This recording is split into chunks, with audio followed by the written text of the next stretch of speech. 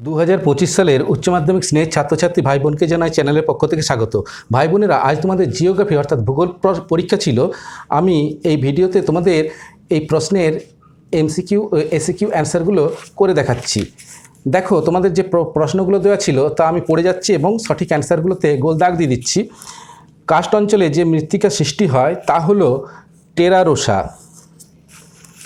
যে উপকূল নদী উপত্যকা সমকোণে মিলিত হয় তাকে বলে ডালমেসিয়ান উপকূল। সোয়ালো হোল যে পথ দ্বারা ভূগর্ভের সাথে যুক্ত থাকে তাকে বলে পোনর।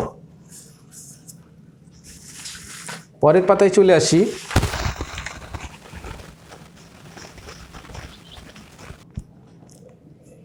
হার্ডপ্যান গঠিত হয় যে প্রক্রিয়ায় তাকে বলে পডজোলাইজেশন। মৃত্তিকা অনুক্রমের এ স্তর থেকে বি স্তরে খনিজ পদার্থের অপসারণের পদ্ধতিকে বলে অ্যালুভিয়েশন।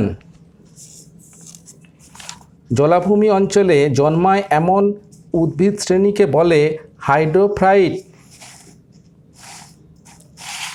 নেক্সট পেজে পেইরি অঞ্চলে যে মৃত্তিকার প্রাধান্য লক্ষ্য করা যায় সেটি হলো চারনোজেম। পিএইচের মান এর কম হলে মৃত্তিকা যে প্রকৃতির হয় তা হলো অম্লধর্মী বা আম্লিক। নাতিশীতোষ্ণ ঘূর্ণবাত সৃষ্টি হতে পারে উভয় গোলার্ধে নিম্নলিখিত কোন অক্ষাংশে? এটা 40 থেকে 60 ডিগ্রি অক্ষাংশে। নেক্সট পাতায় বলা হয়েছে উদ্ভিদের জন্য প্রয়োজনীয় প্রাথমিক পরিপোষকের উদাহরণটি হলো, প্রাথমিক মানে হচ্ছে এনপিকে, নাইট্রোজেন, পটাশিয়াম, ক্যালসিয়াম। তো এখানে অ্যান্সারটা হবে নাইট্রোজেন। ফ্রান্সের রোন উপত্যকায় প্রবাহিত শীতল স্থানীয় বায়ুটি হলো মিস্ট্রাল। রামসার সম্মেলনের মূল উদ্দেশ্য ছিল জলাভূমি সংরক্ষণ।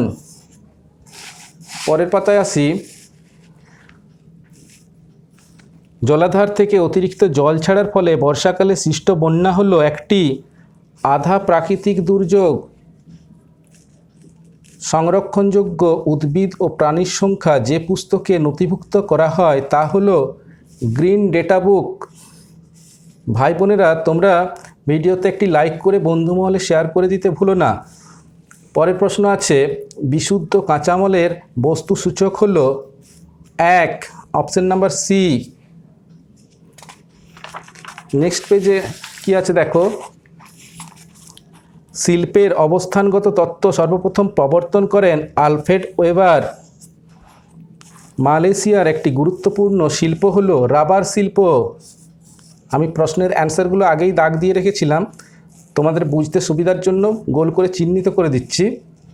তোমরা ভিডিওতে একটি লাইক করে বন্ধুমহলে শেয়ার করে দিও, আর চ্যানেলটি সাবস্ক্রাইব করবে। কেমন লাগলো ভিডিওটি থেকে উপকৃত হলে একটা কমেন্ট লিখে জানাবে। ভারতে কার্পাস বস্ত্রায়ন শিল্পের উন্নতি লাভে যে কারণটি সর্বাধিক প্রযোজ্য সেটি হলো ভারতে কার্পাস বস্ত্রের বিপুল চাহিদা। নেক্সট প্রশ্নে, জনসংখ্যার বিবর্তন তত্ত্বটির ধারণা প্রথম কে দিয়েছিলেন? Warner Thomson. জনসংখ্যা বিবর্তন মডেলের প্রথম পর্যায় বলতে বোঝায় প্রাক শিল্প বিপ্লবের সময়কালকে।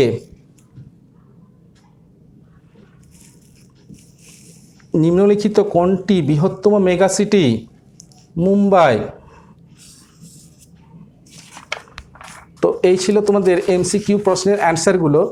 ভাই বোনেরা, আমি খুব শীঘ্র নেক্সট ভিডিওতে তোমাদের এসিকিউর অ্যান্সারগুলো করে দেখাচ্ছি।